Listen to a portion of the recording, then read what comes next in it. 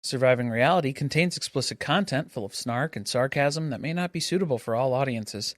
Listener discretion is advised.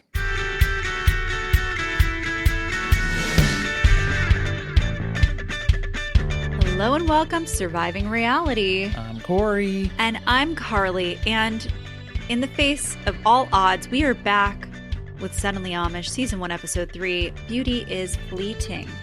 Beauty is fleeting. So yeah, this is the quote from Proverbs 31:30, which I guess we could bring out the Sister Wives Preacher again for this, because that was what they opened with, right? Is that what it was? Okay. Charm is deceptive, and beauty is fleeting, but a woman who fears the Lord is to be praised. A little bit different of an accent from what we're supposed to be getting in Lancaster. Did I say it right that way? Lancaster? Is it Lancaster. just like a K Lancaster. and an apostrophe? Like a K Like sound? a hard... So like a Lancaster. I don't know, because James does not pronounce it that way. His pronunciation is off, because people have called that out, where James ain't from here because he keeps saying Lancaster. He's not. He is from somewhere else in the reality TV universe. He's from Hollywood, guys. Yeah. I hate to break it to you. I swear to God, I've seen this guy somewhere. Why can't I find him? It's really hard to find any sort of documentation. I was trying to Google image search, just like a screen grab from the show of his face. I started stalking him on Instagram. It's so hard. He started an Instagram account. But there's nothing on it. There's nothing. There's posted no information. To it. Nothing Emma useful. started one too. I was going deep last night. I was Googling his name in quotes on Google and trying to figure out Lancaster. I'm Googling it with all kinds of different associated words. Well, we know he's not from Lancaster. Yeah. Because that's what people were getting very upset with the pronunciation. I did get a result. I got a hit back. What was it? Unfortunately, it was about a horse and buggy accident in which, I forget, James, I don't remember what his last name is. It's on his Instagram handle. That's where I got his last name from. Okay. But that name came up. These are clues. As someone who unfortunately passed away in a horse and buggy accident. Okay. Are you telling me that this man assumed the identity of someone who was shown from the Amish community? That is exactly what I am telling you. This feels like I smell a Dateline episode brewing over here. There's a specific sort of energy that's just kind of permeating around here. This is suspicious. And I'm not done looking. No. I'm going to keep going until I find something. We need to find this man, because there's so many people who are like, I have seen this guy somewhere. He's yelled at me. Like, I don't know if this is just an authority figure in my mind of like, he's reprimanded me before or something. I fully remember him in his hat being very judgmental towards other people. Very judgy. Yeah. Because that's what's so confusing about this, is that he is now the strictest, even though he's still on the outs with this entire community. It's a trauma response, babe. It is. Yeah, it is. You know, he's he was over-calculating. Shunned, and now he has to swing back in the opposite direction. Overcorrecting. That's it. Yeah. He's got to keep them under control because his reputation depends on it. That must be it. Well, let's get into this episode, I guess. The James whose identity he's assumed. whoever this poor soul is who he's taking over for him now. But okay, let's get into this episode, because we start off with a departure, actually. Not a departure for the show. We don't really have like a set expectation for the show yet. There's only been 2 episodes. I was really hoping we're going to lose someone every episode, but it doesn't seem that's the way it's going. No, that's not the format. You were expecting sort of like a murder and a banishment. Yeah. Sort of a and we'll see who makes it here. to the very end. No, yeah, this is it's Matt leaving, though, because he got the memo. Well, we thought that he had been pushed off of the property in the last episode, right? James followed him off with an axe. Yeah. He ran him off. It was to be honest, like, Alan's looking back at it, and he's like, it wasn't a great look. Okay? Like, James with the axe running him off the property, probably not the best way we could have handled that situation. Now, hindsight being 2020. But here we are. But maybe we'll have to talk about that at some point. But we're going to table that conversation. So Matt, Alan is intimidated by James. Is that it? Is that what it is? He doesn't know how to handle that energy either. He's like, I know this guy from somewhere too, and I still can't place him either, and I don't trust him. Until I figure it out, I'm not gonna start anything with him. Yeah, like I'm sleeping one house away from this guy right now, so like I'm not gonna push any buttons. Okay, I'm not pulling at that thread here. So Matt was just out in the cornfield all night, I guess, in the thunderstorm, and then he was allowed to return to the house at some point to pack his things. He came back. He's collecting his things. He's packing his bags. He's saying his goodbyes in the kitchen the next morning because I guess I'm leaving or something. I don't know. In the end, it kind of felt like he voluntarily left, or at least it felt like a quit. Maybe it was reverse psychology. He was trying to be like, well, I don't want to be here. If you guys are going to judge me so harshly for having a divorce, why do I want to be part of this community? Well, yeah, like that was the loophole that James had figured out where he's like, I don't really have the authority to send anybody home. But if I just intimidate someone off the property and then make them want to leave on their own volition here, then kind of the same thing. Yeah, there's no stopping that. So we'll go that route, I suppose, here. But everybody in the house is freaking out about it. Well, not everybody. Kendra's freaking out about it because she was flirting with Matt. This was like her only thing that she still had of the real world that was left here for her Amish experience.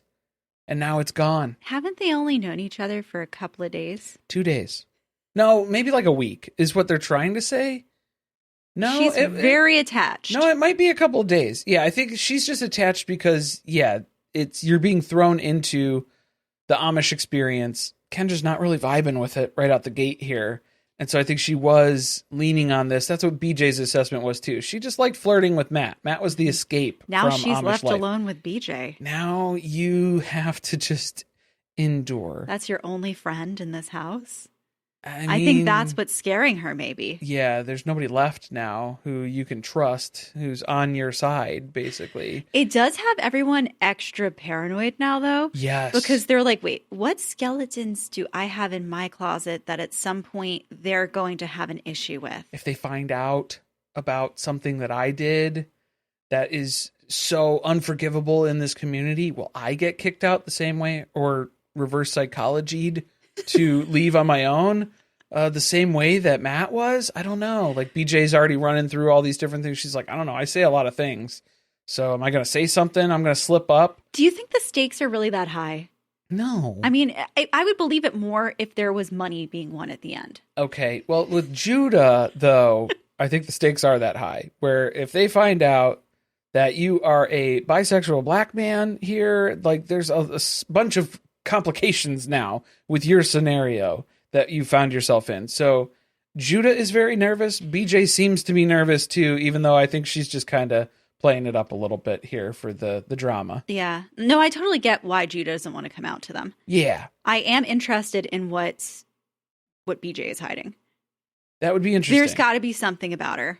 Something. I mean, aside from the fact that she doesn't, I don't know. I was trying to also look through her Instagram profile. Okay, yeah, a little research. And I have to go back and dig a little deeper, but there were a lot of posts about like, I support the Amish. And so I think that I don't know if she either genuinely is the person that she's presenting herself to be, or she really got hard into method acting before she got cast on this show. Yeah, this feels like it's preparation for...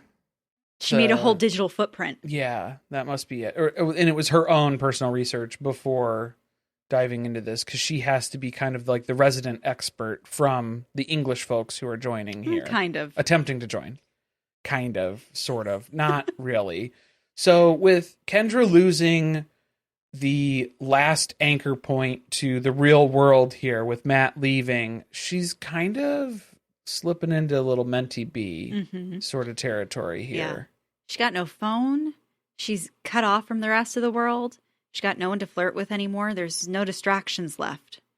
She's here with her own thoughts, which are apparently dangerous. She is on the porch in her socks. She's looking to swap these out for maybe some grippy socks, a little different vacation here. And it starts to rain, which they bring the dog inside because they're like, oh, it's not safe to be out in the rain.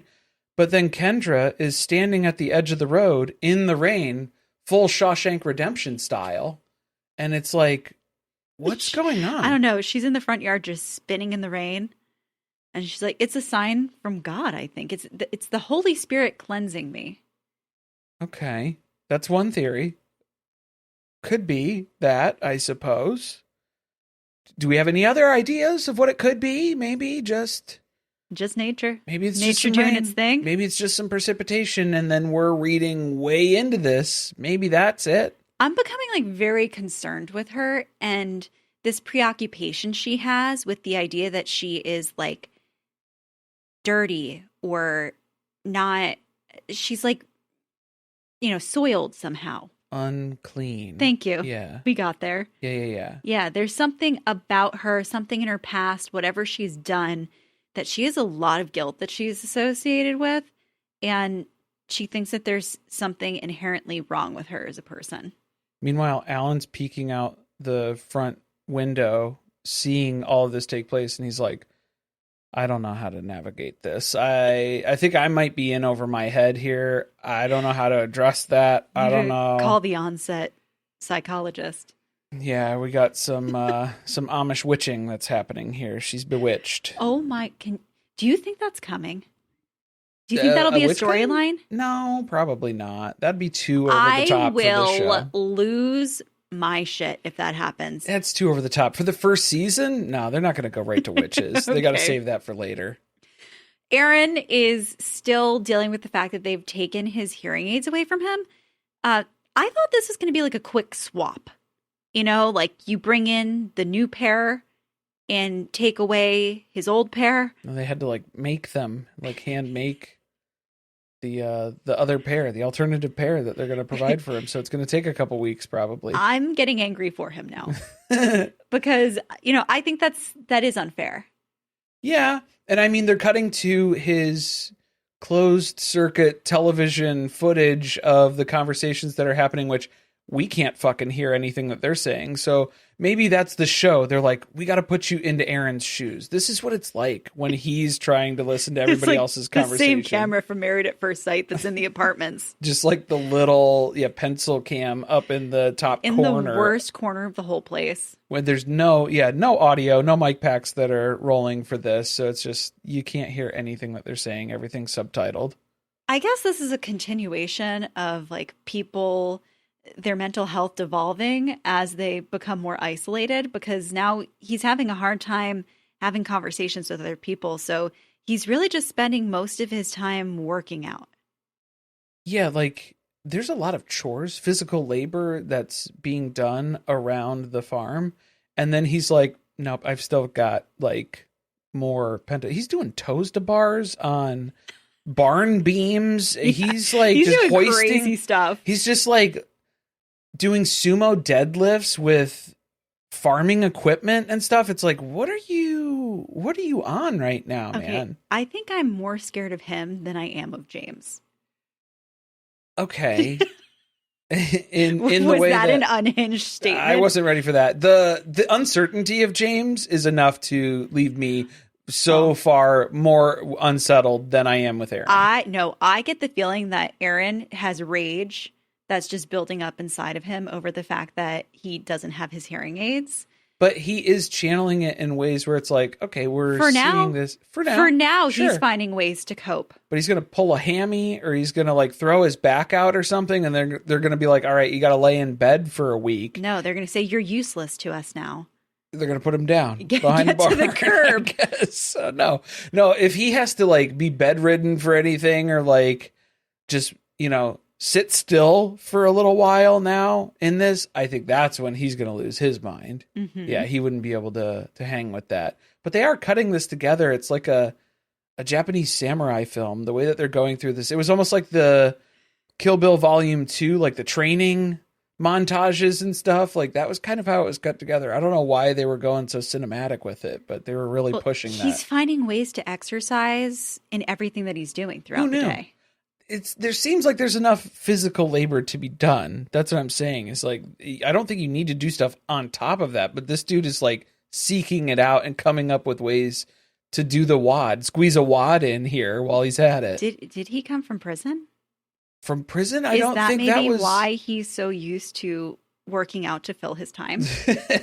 Well, that's what a lot of people are equating this experience to prison, because that was what Kendra was saying too. She's like, it feels like I'm in prison. Well, so maybe I that is. I see how they're drawing the parallels. Yeah, I guess that could be it. That's how he's coping with this. He's going to be ripped after this. He may not be Amish, but he'll be ripped. Yeah.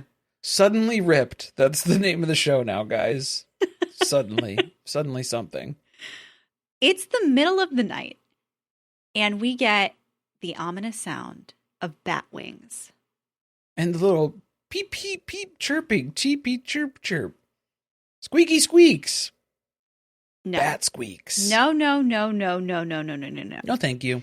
No. No flying rodents for me. Any part of the bats. Have you ever had bats, like, anywhere in your house or anything? No. Well, not in this house, not our house. No, obviously. I've never been in a home with bats, or I would be convinced that I had rabies. I had one house that it was like bats? The house that I grew up in. We had a chimney, and so sometimes you get a bat in the chimney, you know. Did you all get rabies shots? No, because we didn't get bit by the bat. Most bats aren't carnivores. They don't go for blood unless they're vampire bats specifically. It's a specific type. No, you are supposed. Okay, I'm gonna start dispensing Carly, animal facts, medical advice that's related to animals, which means you need to take it with a grain of salt. Here's the disclaimer. This is a medical opinion of Carly's that is adjacent to an animal fact, so we need to keep those things very closely in mind. We're monitoring it. Mm-hmm. It's an ongoing situation. Okay, go ahead. My understanding is if you have a bat infestation in your home. Not an infestation. I didn't say infestation. I said one singular bat that came through the chimney. If you have bats in your home and you sleep in that home, you do not know where those bats went all night. And it's very possible. Well, you do if you have the camera set up. That you made contact with the bat and that you now need to go get your rabies shots. Okay, well, you might know where the bats are because they have camera footage of the bats like crawling into different ducts and spaces here to get into the house. So it's like, spoiler alert, that's bullshit. What? That's B-roll. That's fake footage. Where do they happen to put a camera facing the corner of a soffit in an attic to catch the bats coming in? No, it looked like it was by a door frame. It looked like they were going up the downspout, like the gutter. And a camera just happened to be positioned there. Yeah, because I think, Maisie's headbanging into the She's getting upset about the bats. I know, she's getting very upset. She's crashing around here. Easy, Tiger, easy. There was a night we saw a bat when we went to go out to the bathroom, Maisie and I. Yeah, I had to explain that to you. The erratic flying patterns, those aren't birds at night. Those are bats. Every night, I check now. Yeah. I'm scanning left to right. Well, they stay high up. That's what they're catching bugs. They're eating dinner. Yeah, I'm making sure that they're not coming near us. No. Because I will beeline to the back door. Right. No, what I got to look out for in the backyard sometimes, it's skunk and it's possum. Those are the two things that You've seen a possum? I haven't seen a possum here, but I'm always on the lookout for possum. Can I tell you, this is another animal fact I'm confused about. Okay. A possum. A possum versus a possum. Yeah. Opossum. So do you say a opossum? An opossum. I'm sorry. Yes, vowel. Grammatically. Yeah, correct. Yeah, thank you. You're welcome. But is it a... So technically a possum is different from... I'm sorry, an opossum. I did it again. Yeah. Technically a possum is different than an opossum. And then most people refer to them interchangeably, which isn't technically accurate. Wait, these are two different animals? Or I think it's just like it's two different types of... Really? Yeah. A possum is different than an opossum. But most of the opossums that are in our area, they're referred to as possums. Wow. Does that make sense? No, I'm going to do research on that after this. All right. Look into it. I'm looking into James. Please. Yeah. Add it to the list. But I'm worried about the bats. Same. Now. Okay. Like, I'm very worried about it. Yeah. This is I'm worried about my girl BJ. She's bat victim number 1. She's patient 0 for the bat bite. There's no bat bite. Bats are vegetarian for the most part. They're not going to be smashing into you, biting you. They carry disease. They do. I didn't like how Judah was like, oh, I never grew up with bats. I grew up with rats. Bats are gross, though, because they carry disease. And it's like, bro, rats carry disease. Rodents, in general. There's a lot of Started disease. the plague. Yeah. Well, rats and cats. Yeah. Mm-hmm. That was it. Rats, cats, and bats. Got to watch out for them. You got to look out. Yes, definitely. Spreading disease, for sure. Another Carly animal fact. For sure. Well, the Amish are worried about the bats for a very different reason. There's an omen. There's a bad omen. A bat omen. A bat omen. The bat signal. Val Kilmer. It's a whole thing. Okay. They're worried because it could mean that there's death approaching or that it's bad luck. Bad things happen when Maybe bats they've displeased God by bringing the English here. Bad things like rabies. Bad things like Matt. Well, maybe it was you running Matt off with an axe. Maybe that was the bad thing. No, it was Matt. It was the existence of Matt here. Can we think about that? Can we think about that from a different perspective, though? You ran a man off with an axe on camera. That's not going to look good for the Amish community, right? No.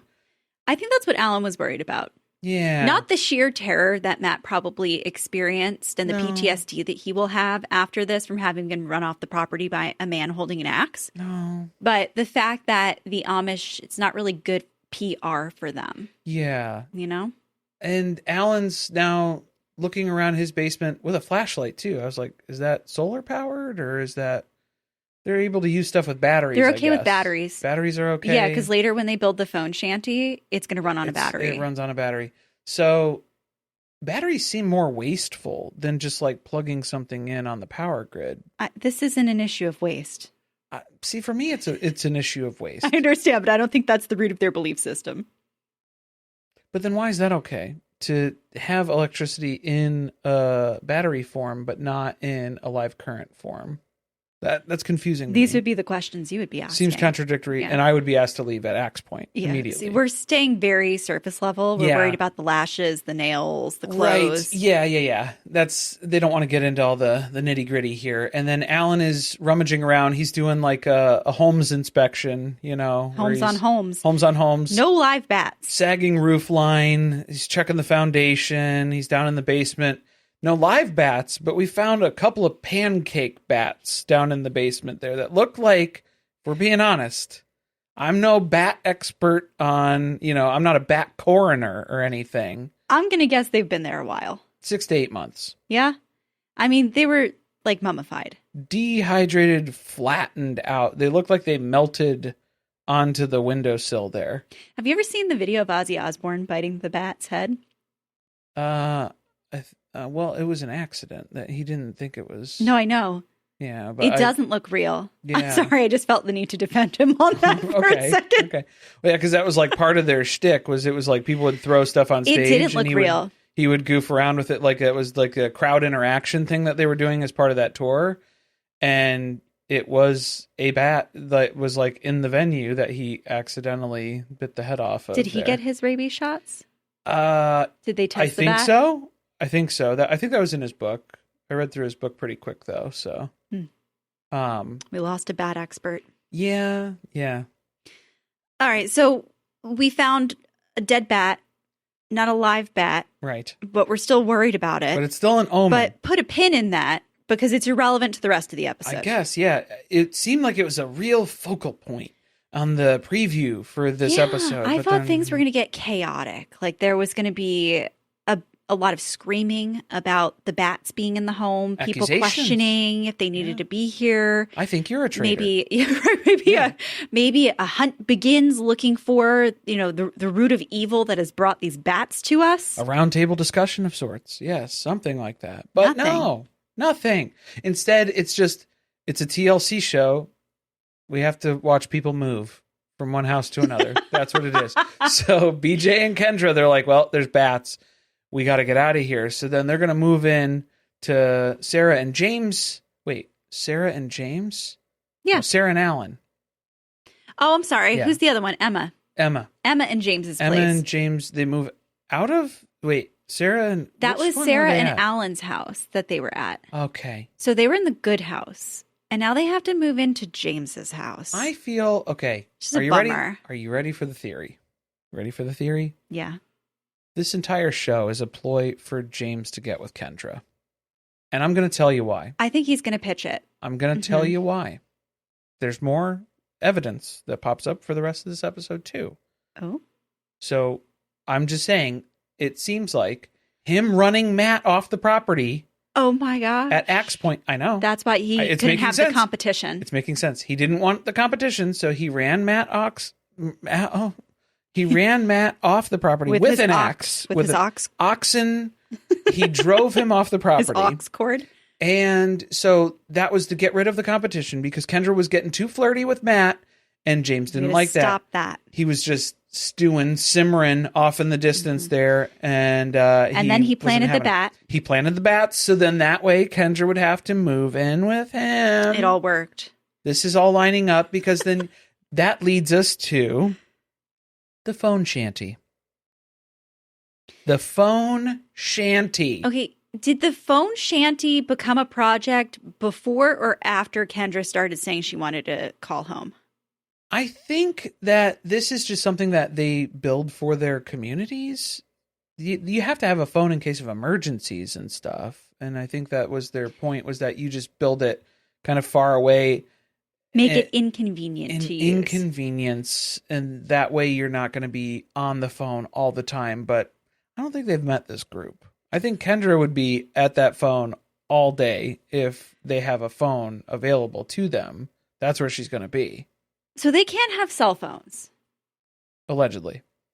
But they can have a landline. Because he said this can be a landline phone that's hooked up to a battery.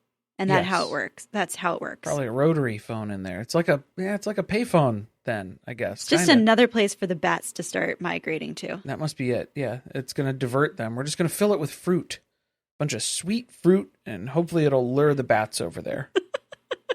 So he's got Judah and Aaron helping him with this project. Which maybe James should have just took this on as a solo project. It might have gone a little faster. Like he could have built it in a day. He probably could have knocked it out pretty quick. Or pre-cut the lumber. Something. Like do the prep work for it ahead of time and then just have them like slap this stuff together. But then they wouldn't have the pride of knowing that they actually achieved something like building a phone shanty. Well, yeah. A phone booth.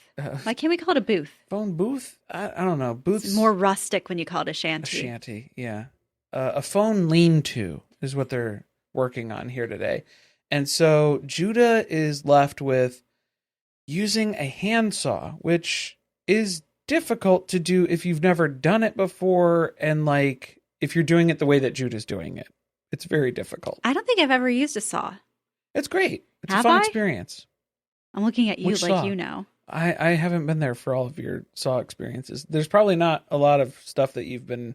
I don't know. My dad might have let me use a saw at one point. But like a hand saw, not like a power saw. No. Yeah, not a circular saw. I would not get near an actual a saw that has electricity connected to it. Right. Much like the Amish. Too much power. Yeah. Yeah. I'm not Can't be doing trusted. that.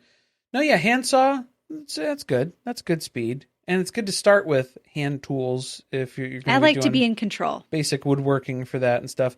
But like, he's kind of, I don't know. He doesn't know how to use this He doesn't know tool. how to. So they're just handing him a saw and they're like, cut on the line. And then he's trying to do it and it's not working. He's like, you don't understand. This is baby's first handsaw. Right. I've never done this in my entire life. I have no practice, no experience. It might sound crazy to you, but I've never built a phone shanty before. And James is like, well, now I just don't believe you. That you've never built a phone shanty. You've never had a saw in your hand before. They're in the middle of building this, and Kendra, I guess, caught wind of the fact that they're building something that's going to contain a phone. She's like, hey, guys, I heard there's a phone over here. Are you guys done with that phone thing? I need a phone. I need a phone right now. At this rate, we're going to be done with the experiment by the time the phone shanty is built. So you're going to need a little bit more patience. Well, I know it's been about 3 hours, and Judah cut the first piece of wood. So we've made our first cut. Phone's probably not going to be done. At this rate, I give it about, 11 months. 11-month project timeline. I'm not going to lie. That accent that you've come up with is kind of like if David Woolley was from Delco. Yeah, a little bit. As I was doing it's not Amish. As I was doing it, that's what I was doing. It's just David Woolley sped up a little bit and then some more Delco. Yeah, just a little sprinkle in there. Kendra's not happy to find out that she can't call her mom right now. She's like, what? I thought that this phone was done. I'm going to leave a 1-star review on Google for your phone, Shanty. She would. Terrible. Terrible review. Not helpful at all. And so she runs off. She's in tears. She's falling apart again. Down this road in the middle of the cornfield or something. The third time this episode that she's just fallen to pieces here.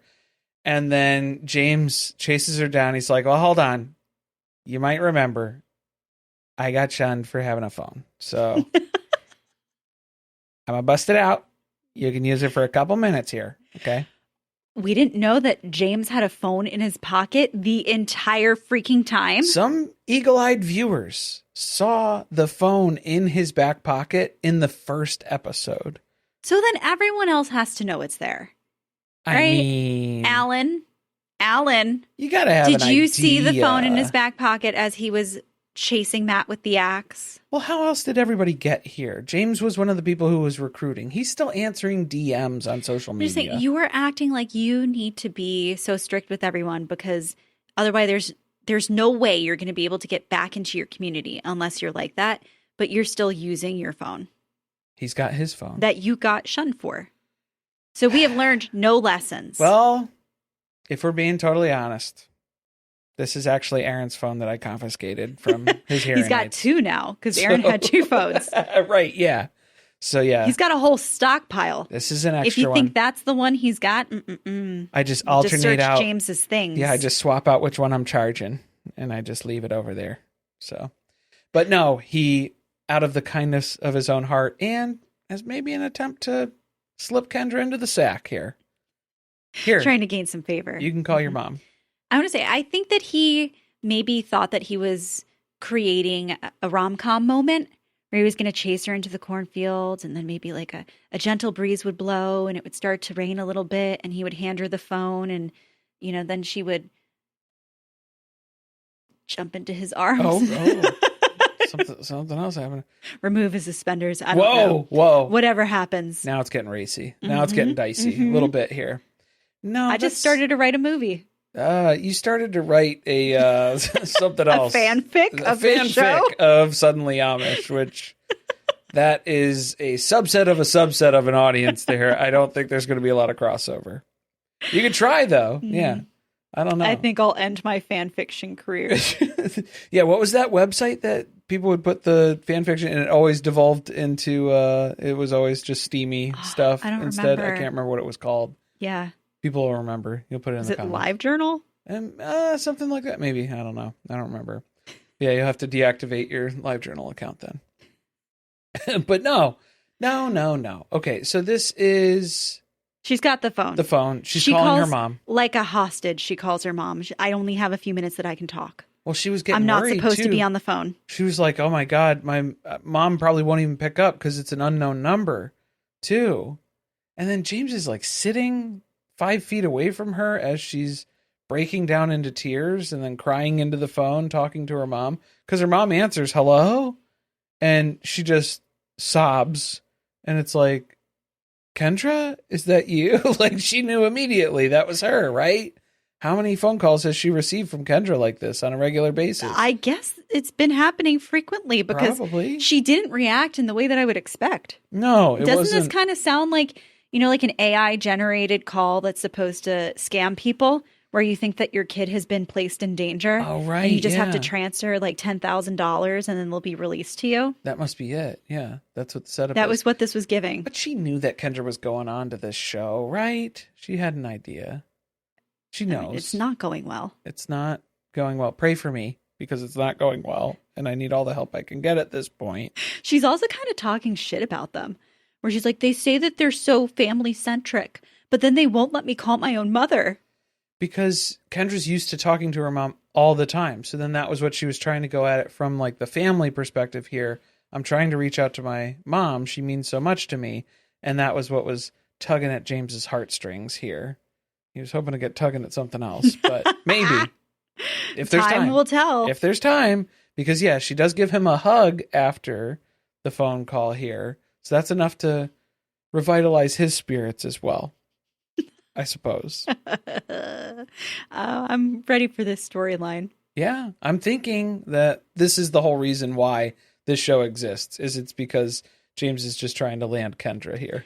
Also, they did kind of set up another thing that I think is going to come back, which is that James is like, I'm relieved that nobody saw this, because I hope nobody did. It would be a really big problem if somebody saw that I still had a phone. Doesn't everybody know that James still has a phone? I think you can pretty much assume that the guy who's been shunned for having the phone probably still has his phone.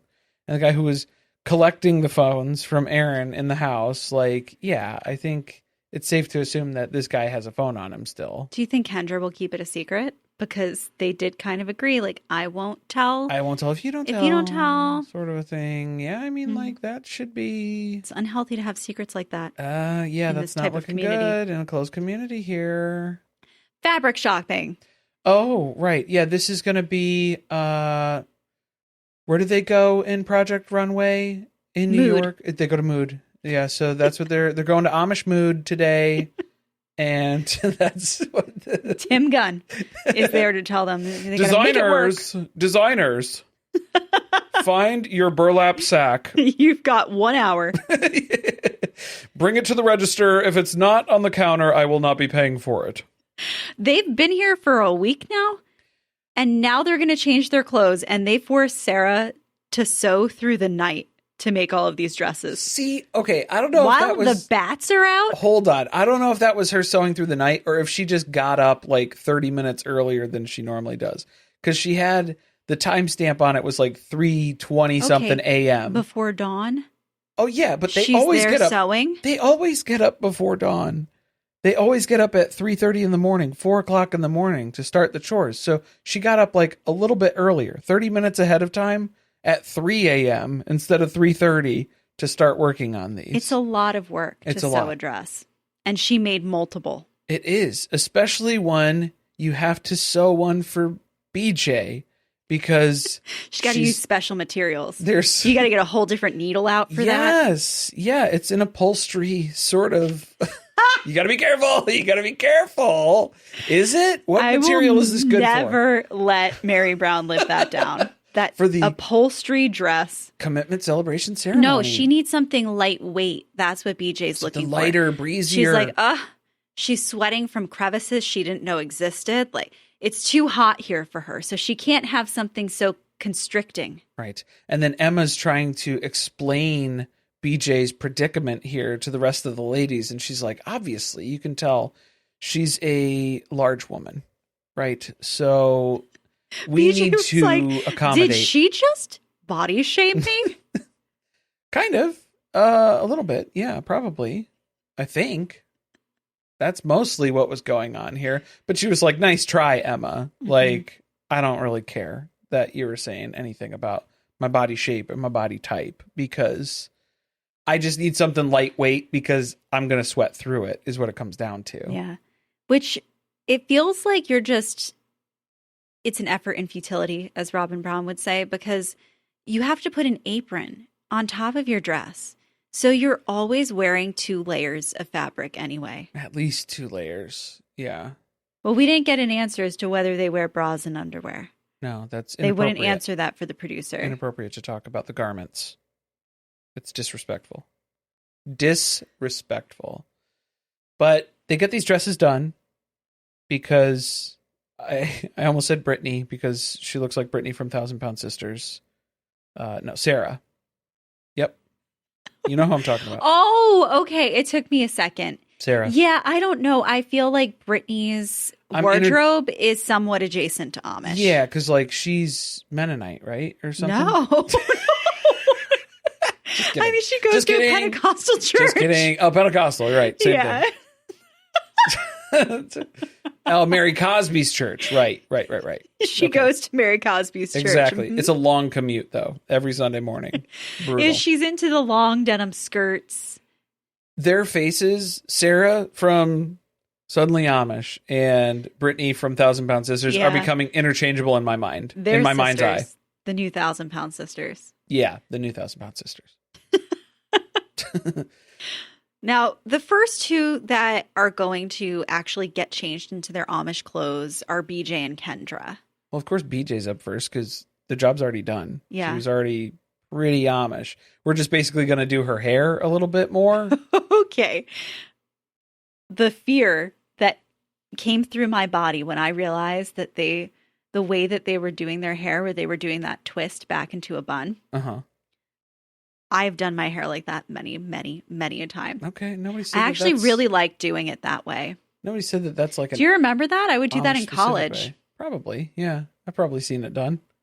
You didn't do the full, you didn't have the whole, the head unit on there and stuff. Or, no, not all I think that. you'd recall that. There's a spider going down the wall. Look at it. It's so big. Okay, why'd you have to bring that up? Well, because I was expecting you to look over and then see it at some point. So that would be more disruptive. That would have been more disruptive, I think. So all I right. Well, I'm going to do the rest of the podcast staring at it so that I know where it is at all points. Well, I don't know. It seems like he's kind of making a perimeter here. All right, we've got to speed it up. We got to speed it up. Okay, yeah, it's getting close. Because we're close to the ground. We have to end this eventually so we can get rid of it. It's getting close to the ground. Unless you want to hit it with your slipper or something. You No, think you can make that shot? No, these are nice. I'm not doing that. I think I have my flip-flop over there. I might be able to. These are my Christmas slippers. He's doing a lap. Okay. So BJ has her hair done. That's pretty much it. Like the dress hasn't really changed too drastically. She just had her new fabric, and this is the thing that Sarah made for her instead of the stuff that she already brought. Yeah. She does look a little different when she comes out, because they have color. like the whole dress rather than just wearing, like she just had a dress. But now she's got an entire dress outfit. And an apron and the whole thing. Yeah. So they're Lancaster Amish now. Official. It's official. And so Kendra goes in next, and this is where she's talking about all of her feeling impure and unworthy of all of this. It's all these red flag things of like how horrible and disgusting she is and how she doesn't deserve to even put these clothes on to be part of this community or attempt to be part of this community. So that was where it was like, yeah, that's not looking good. No, I think that we really need some intervention here. Like we need a medical professional to speak with Kendra. Yet again, somebody on reality TV where you don't need to be on a reality TV show. You just need therapy. Yeah. That's what it really comes down to. It's a lot of people on the show. That's everybody. I feel like that almost takes the fun out of watching this because it's like these people have real problems. Yeah, like they are going through it here. Yeah. In a lot of ways. Because then Esme was right behind her too, because then what was happening was they had recruited this other friend. Ella was helping everybody get changed into their garments, basically. And Ella is refusing to help Esme get changed because Esme still has the lashes and the nails on. So there's no point in putting all this Amish dress on if you're going to have your lashes and your nails. That's just disrespectful to do. To be fair, she's had an entire week to adjust to the idea of getting rid of them, and she's made no progress. That was kind of what Emma was throwing in her face a little bit too, was she was like, remember when they wanted you to take your lashes and your nails off the first day? And I kind of went to bat for you and was like, hey, let's give her a week. She needs to adjust. I said, give you a week. So that way, like when a week comes, you take them off at a week. Mm-hmm. But now you're still saying no. And so that doesn't look good. Look, I'm not trying to defend this community and their perspective on how women should present themselves and dress. But I think that these are the rules of this community that you are saying you want to be a part of.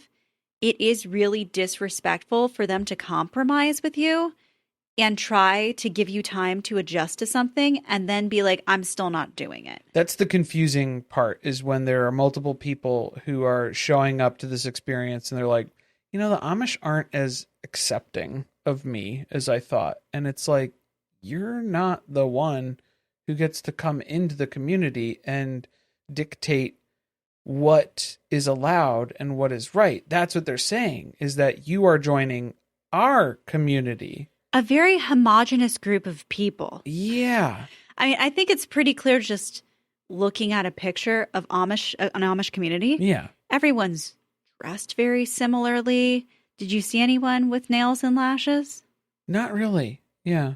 Hasn't come up. Like, everyone thinks that they're going to bring their individuality into this experience and that they're going to change the Amish people. Right.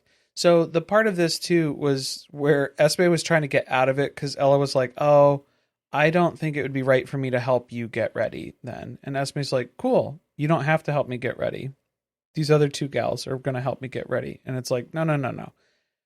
I don't think you understand. You're missing the point. We're trying to shame you for your decision. Okay? Like that's what it's coming down to. It's not working because it's not working. She has no shame. Because she's being a Karen about it. She's like, you don't have to. That's okay. If you've got a personal problem with it, it's like, no. It's not an Ella problem. It's an Amish problem. Well, it's an Esme problem now is what they're making it. We all take issue with it. Right. Not just one person who's here. So that's what they're trying to explain. And then Esme keeps leaning on the fact that like, oh my gosh, well, I wish I was like you guys. I wish I was that girl that could just be myself or whatever. And it's like, then be that. To say like, oh my gosh, I wish I could be like that. You can't be like that if you keep doing what you're doing. So you need to change what you're doing then, right? Yeah. If that's something that you desire. If you're saying that you want to be like that, then be like that. Is it that complicated? I don't know. I just don't get to like, what is going to make you feel more comfortable with removing those things from your life? Right. Than being immersed in a community where no one else has lashes and nails. Yeah, that seems like this is going to be the place to do it, I guess. And like, that's what everybody's trying to remind her of. Like, isn't that why you got involved in this?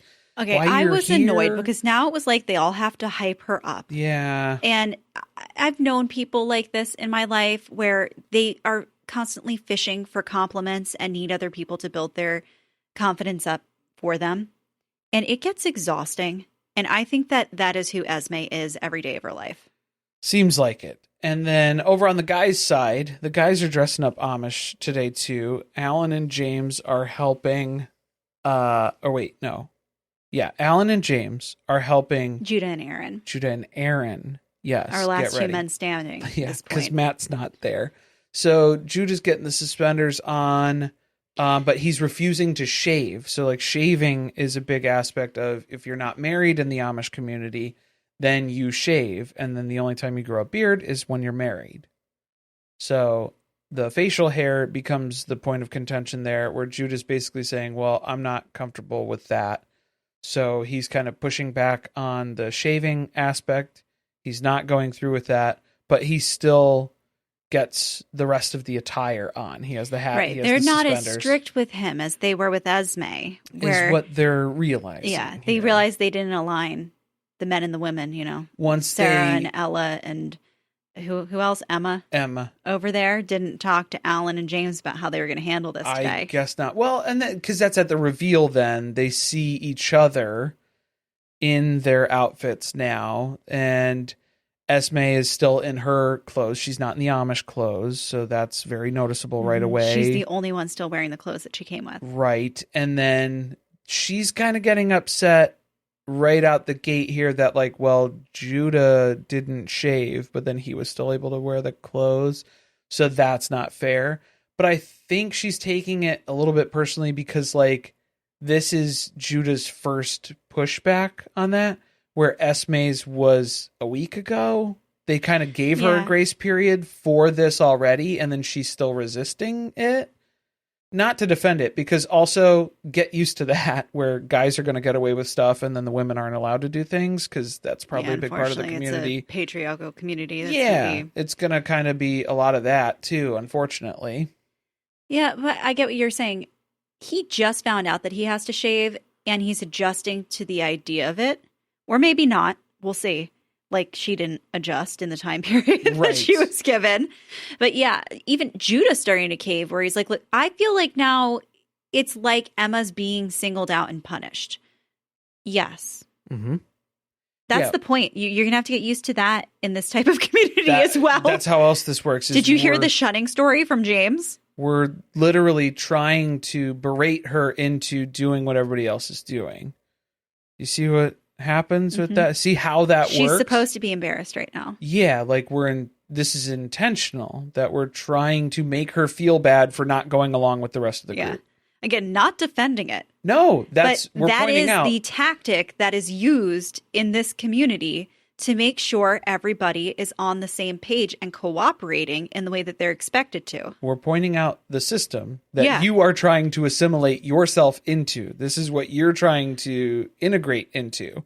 So that's where it's really, really difficult, because then you have Judah who's like, well, I'm just going to not wear my Amish clothes anymore then, because that's not fair. If I'm not shaving, then I'll just go back to wearing my clothes. I don't really like these threads anyway. So He didn't. He was making fun of the suspenders. So he's like, I don't think it's really, is it that he's coming to Esme's aid, or is it that he really doesn't want to wear the clothes anyway? It's a little bit of both. Yeah, probably. It's a little self-serving, maybe. It's a little bit. Yeah, there's benefits on both sides of that. So we end the episode with Esme crying and hyperventilating because I think she's frustrated about the entire situation. And then James kind of made it worse, believe it or not, Go figure. by accusing her of not being here for the right reasons. Like, this is The Bachelor. Oh, yeah. That is what usually happens. Maybe that's what James thinks that he's doing. He thinks this is Amish Bachelor. Yeah. Where he's here to get a wife. Yes. It's like Farmer Gets a Wife. Farmer Gets a Wife. Farmer Needs a Wife? What? Farmer, what's the name of that show? Farmer. We recapped one episode of it, right? The Australian version, though. It was weird. So it was a little different.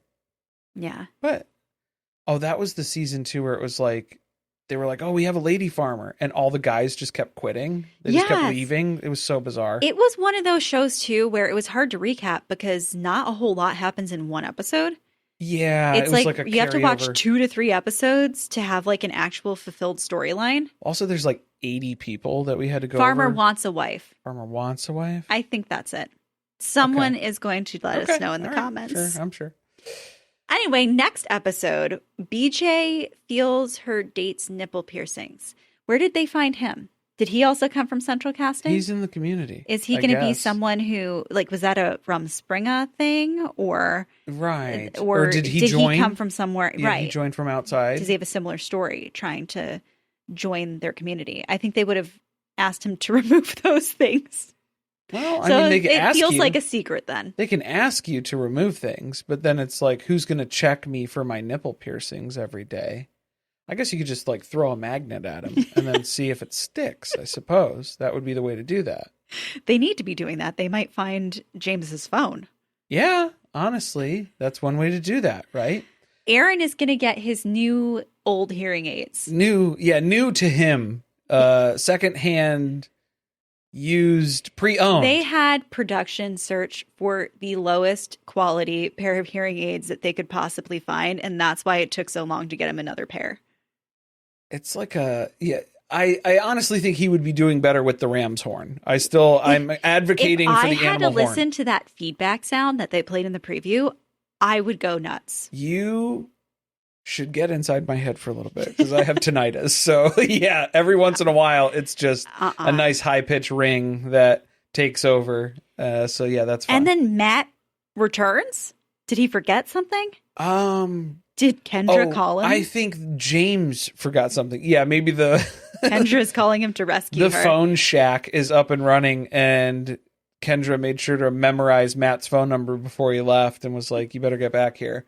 I think what happens is James is overruled by the bishop, where the bishop was like, you don't get to send people home. Alan made a comment about that at the beginning of the episode about how the bishop's the one who has the final say on things like that, but then they didn't bring him up. No. So I kind of just forgot about it, but I think you're right. We didn't see him at all this episode, so I think he's probably going to have to weigh in on that and be like, wait, you sent somebody home? No, that's fine. We're being accepting here. I'm sorry. He voluntarily left. Yeah, well, that too. So that's the other way to be like, oh, well, we skirted around it and now we can't call him, so I guess we'll never see him again. Yeah. The phone shack is still under construction for the next year or so. And I mean, there's no way to get a hold of this guy.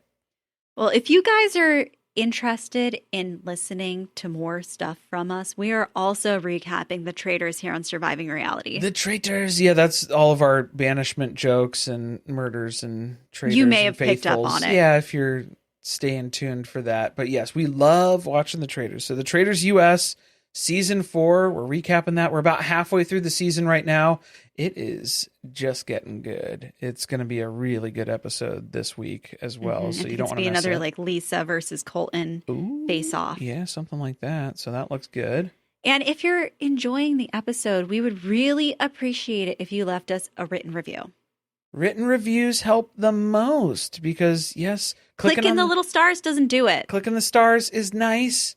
But for whatever reason, the algorithm, you got to feed the beast, right? And it wants words. You got to type those words out, and then you got to hit submit on that. So that's the way that it goes. That helps get our podcast in front of other people. It helps the show, and we really appreciate it. And if you know where James is from, please leave that in your review. Let me know or if James looks familiar to you, because I think he might just be a sleep paralysis demon that we all have seen and encountered at some point in our lives. And that's just, he's a part of shared humanity consciousness that we're experiencing together on Suddenly Amish now.